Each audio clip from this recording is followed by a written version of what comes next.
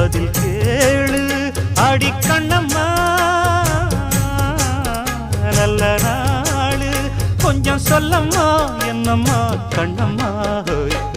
ஆலம் போல் வேலை போல் ஆலம் விழுது போல் ஆசை நெஞ்சில் நான் இருப்பேனே நாளப்போ